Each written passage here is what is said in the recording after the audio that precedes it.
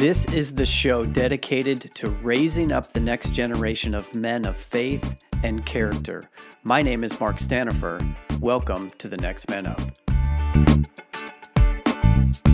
Well, hey guys, welcome back to the Next Man Up and to another episode. So good to have you with us and to be partners in this journey of raising up healthy and godly men, because when that happens, everyone benefits.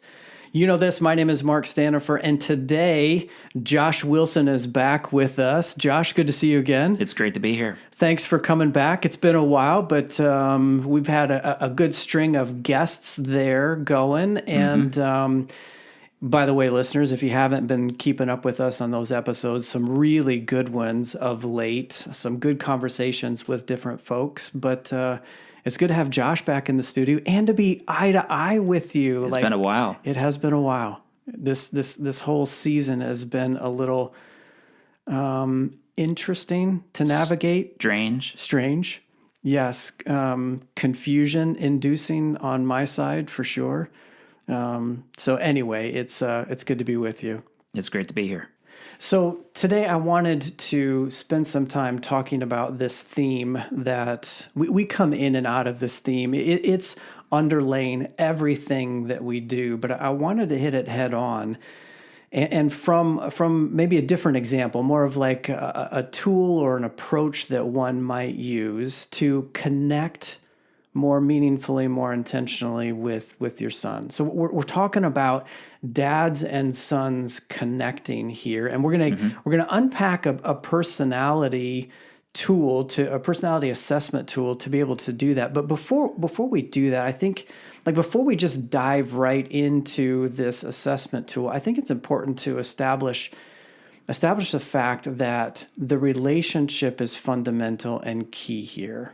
Yeah, absolutely. I mean, I've always believed that time equals relationship. Is something I was taught in my early 20s, that if you spend time with someone, a relationship will develop. And if you don't spend time with someone, then you won't have a relationship with them. Yeah. So if you want to have a relationship with your son, then you got to spend time with them. That's right.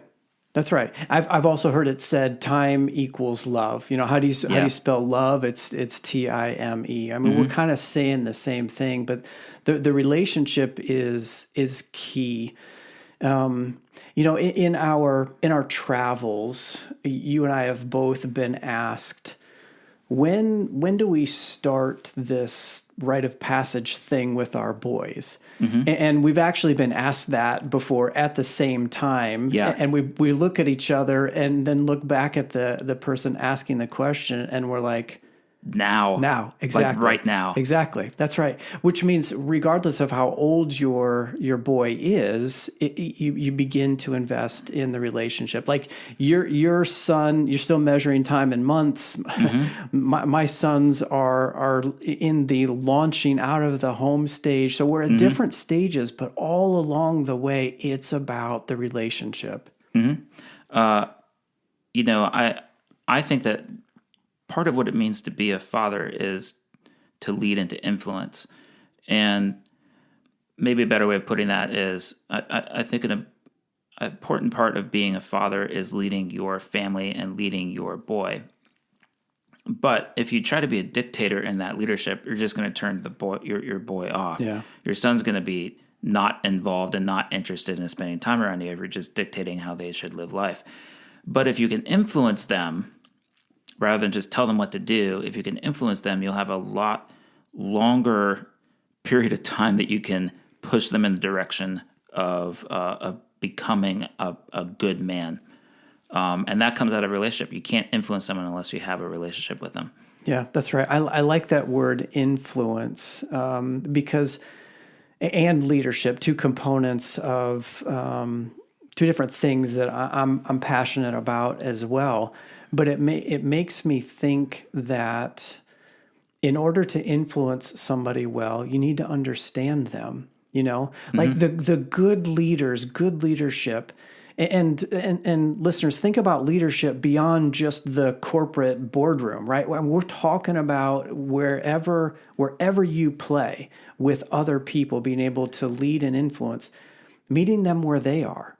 and understanding who they are and how they are wired, so that you can influence them in a way that helps to grow them up and to develop them. Like, that's exactly what we're talking about at home, right? Yeah, absolutely. I think that leadership is best exercised not based from a position, but based on influence. Because you can have a position as a CEO or as a manager or as a father, and you can use, I guess, that power that you have from that position or to make people do things because you can fire them if they don't. Or you can have influence on them and not have to have the position and still be able to accomplish the goal that you want to accomplish. Right. Position should come out of influence. It shouldn't be the other way around. And leadership, your ability to lead is not dependent upon your title, your position. It's dependent upon your ability to understand the people who are following you or the people that you want to lead. So great segue then into, okay, how do we understand those people that we want to influence and lead? And really, what you're talking about as from a dad perspective is leading your son on the journey to becoming a man, right? Influencing him all along the way. So taking the personality angle, how do we do that? Well, I think if you want to understand, or if you want to have a relationship with someone, you have to understand the kind of person that they are and the kinds of things they like to do. And a lot of what people like to do is influenced by the kind of person that they are. So a bookworm is generally not going to want to go dancing on a Friday night. Right. They're not going to be the life of the party in the center of the room. They're just not. And so you might be like super into sports and you love, not that it gets complicated right now with the whole COVID thing, but you may love going to baseball games, but if your son is like not bent that direction and loves the outdoors, that's not gonna connect with him. Right. And so your job as a father is not necessarily to pull your boy into what you enjoy, though that's a good thing to do as well. But you have to understand who your son is so that you can step into their world. Yes. Because that's actually the first step of being able to pull them into your world, is stepping into theirs, I think. Yeah. No. It's meeting them where they are and then understanding what speaks to them. You know, it makes me also think of like there's different books out there about like the 5 love languages, right? And learning to speak the language of the other person. What we're saying is by investing in understanding someone's personality, you can begin to speak their language and meet them where they are. I like to use the phrase how somebody is wired.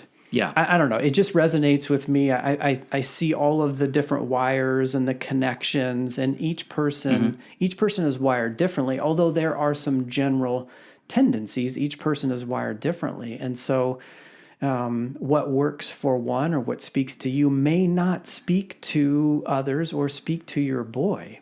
Right.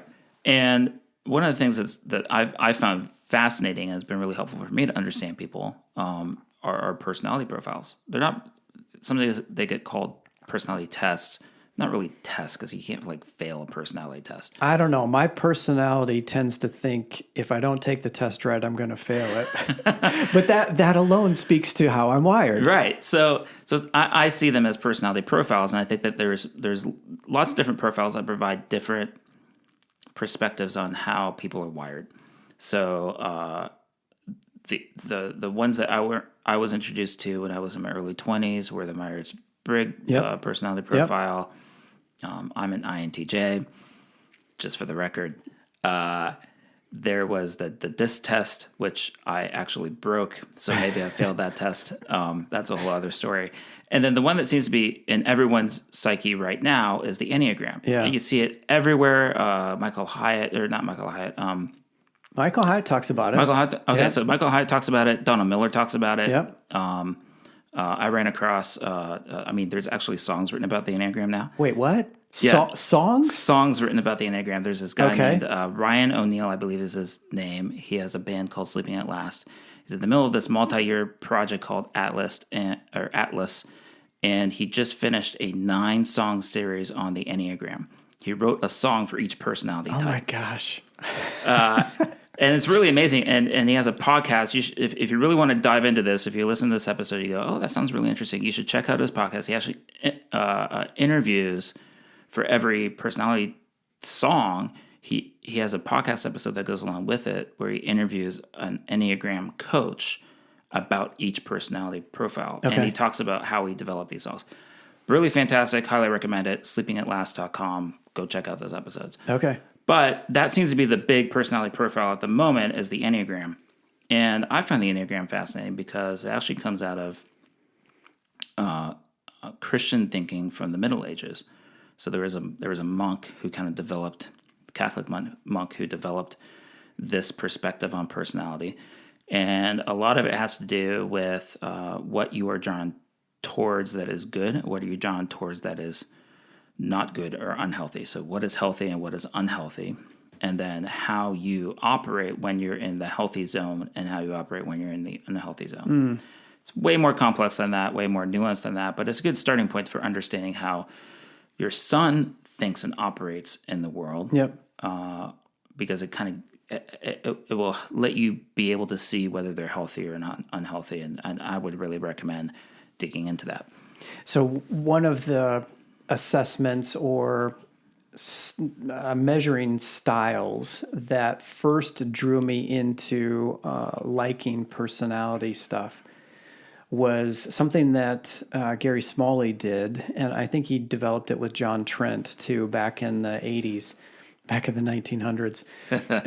And it mirrors the disc, but it overlays, instead of just letters, it overlays each of those 4 quadrants with an animal. Yeah, I failed that one too. So it's a great, what you said tees up what I was going to say really well. One of the things that I appreciated about how he presented that information is there's no right or wrong personality. Right. Yeah. He was very affirming that they just are, like there's no right or wrong color. We have a whole spectrum of color that we see, but it's not like one is right or wrong. Same with personality. It's not right or wrong. It's just different. And even within the personalities, Enneagram included, there are strengths and weaknesses, or sometimes those strengths can then become weaknesses if they're not governed back, or if the person is not self-aware. And we'll get into more of this too, but it was just that affirmation, like, it's not like there's a right or wrong personality. It's different. And when I heard that, it was like the light bulb clicked for me, or the switch flipped for me, like, oh, this is how I begin to relate to people in the way that they're wired. Yeah. So one of the things we've been trying to do with Next Man Up is develop some more, some deeper content in addition to these podcasts. We actually wrote a whole article about how to connect with your son using the Enneagram personality types. And you can check that on our website. We'll have a link in the show description for you to check out. But we wanted to give you at least a couple of examples for each personality type so that you had something to kind of spark some imagination for connecting with your son once you figure out what personality type they are. So hopefully that's helpful for you. What did you think coming out of reading that article? Oh, I thought it was great. I thought it was great.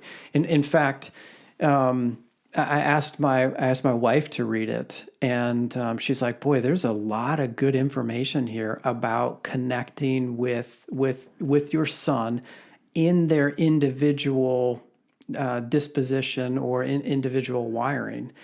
And as my kids got older, we began to expose them toward personality assessments so that we could identify who they were. It was a little less formal when they were younger, but even when they were younger, it was like, okay, I see how oldest is wired, and I see how middle, or it may be inclined is a better way to say it.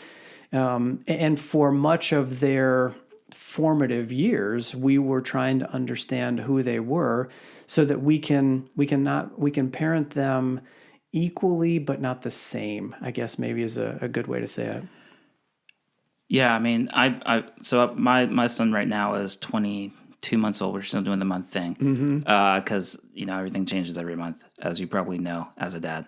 And we've already picked up that my son is an Enneagram type 4. He's an enthusiast, and he is all in on something until he's not. Yeah. And the thing is about young kids like that is his personality will probably change and morph and adapt. But there's still something that shows up early on. You can tell the way your child is wired very early on, and then you can start making plans about how to connect with them as they're growing up and encourage them in their personality instead of trying to fight against it. So one of the things that I think is the challenge here, and I'm just kind of going back in my own memory, is when you are more drawn toward one of those personality styles or the other, maybe the one that's more like you, it's a little easier to connect in that situation. It's a bit harder to connect with a style or a type that's different, especially when that comes with different interest in activities. Yeah, for sure. Like I'm a type 5. Type 5s are information hoarders, so I read all the time. I'm just always in information acquisition mode. My wife is a type 2. And if you go read the article, this stuff will make way more sense instead of just throwing out numbers, because that doesn't really help. I know in the middle of a podcast where we don't have time to go into the depth on this stuff. Yeah, it's too much to break stuff down here. But my wife is a type 2, which is the polar opposite of a type 5. Is actually the hardest relationship to get to work. We didn't find that out until we were deep into our dating relationship. And type 2s and type 5s just miss all the time. They just work on different levels. And so we had to do so much work to figure out how to have a healthy friendship and marriage with each other. And I think if you're aware that you have an opposite personality from your son, the earlier the better chance you have of bridging that divide before it becomes this split between the two of you. Because just because I'm a type 5 doesn't mean that I won't have a type 2 child show up at some point. And vice versa for my wife. And that's going to be a challenge to figure out how to bridge that gap. So I feel like the Enneagram helps bridge that and helps you understand who your son is, and vice versa as they get older and they're able to understand more about this, to help them understand who you are as a person. Because ultimately, like, our sons just want to be with us. Yeah. They just want to be with their dad. They're desperate for it. So let's try to make it as easy as possible to make that happen. Yeah, and to follow on with that, I think what we're also saying is it's our responsibility as dads to build that bridge of connection with them. Because the 22-month-old or the 6-year-old or the 10, even the 15 or 16-year-old may not be self-aware or mature enough to know how to build the bridge to a different personality type that is represented by dad. So it's incumbent upon us to build that bridge. The other thing that you said that I think is a significant benefit in understanding, whether it's Enneagram or not, that's the one that we're riffing on today. But any type of personality assessment, it helps your boy understand who he is too. We're talking about it in terms of relationship, but your boy has a relationship with himself. And part of that growing process is becoming aware of who he is. This is a great way to help him do that. Yeah, absolutely. I think that part of what it means to have self-mastery is to understand yourself. This comes out of like classical education from back, and I guess this goes back to the Middle Ages as well. So when our concept of university, the concept of adult education, I guess, or education as you're becoming an adult, major factor was know yourself. That's like straight out of Socrates. believe it's Socrates. Maybe it's Aristotle. It's one of those guys, one of those old Greek guys. You're type 5. I'm gonna trust your information. Yeah, I'm probably wrong. Go look that up. Anyways, to know yourself is really important. And so to help your son know themselves as early as possible will help them make better decisions. Yeah. Will help them have better relationships. And will help them become better men in the end. The older I get, the more I'm convinced that much of our relationship conflict, whether it's in the home or outside of the home, is just a lack of understanding of who the other person is. And personality has a lot to play in a lot to do with that. I heard a teaching 20 years ago that the key phrase was, all problems are problems of relationship. So every problem in life is a relationship problem. Yep. So if you can solve the relationship problem, then a lot of the other problems will go away as a result of just having the strong relationship that you can trust the other person has your best interest in mind and in heart, and vice versa.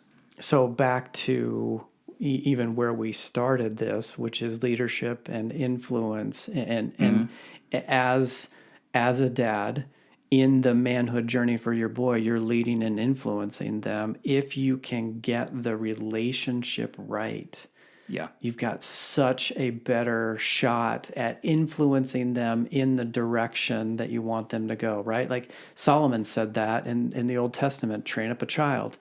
But in the context of that, there's all kinds of relationship building that seems to be happening there, not just spitting out big nuggets of wisdom. Yeah.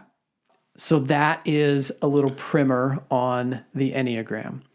And maybe the endorsement more broadly of spending some time understanding personality, understanding who you are. Maybe you, as the listener here, have never even considered an assessment for understanding who you are.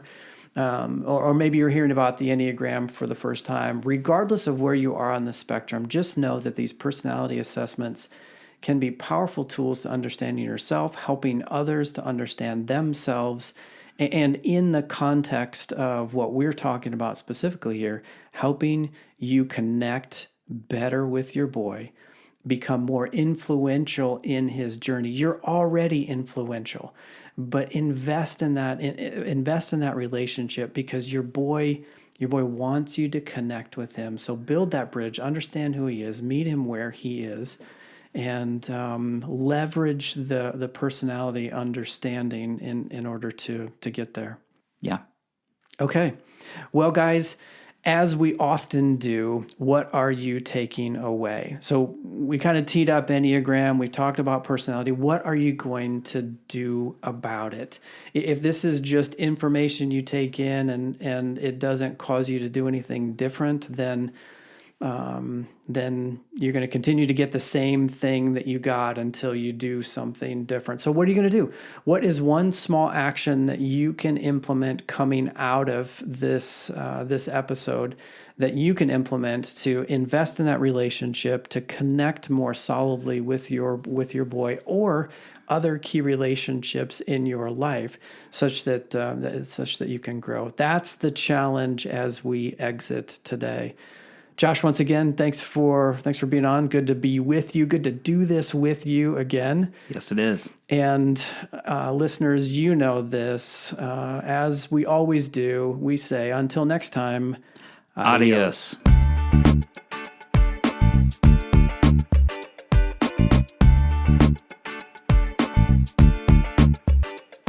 Hey, listeners, thanks for journeying with us on this Next Man Up podcast. You know, we would love to hear from you. Maybe you have a question or an idea, perhaps a topic for us to consider. If that's you and you want to reach out to us, you can get us at feedback@thenextmanup.com. That's feedback@thenextmanup.com. Again, we'd love to hear from you. Until next time, we'll see you later.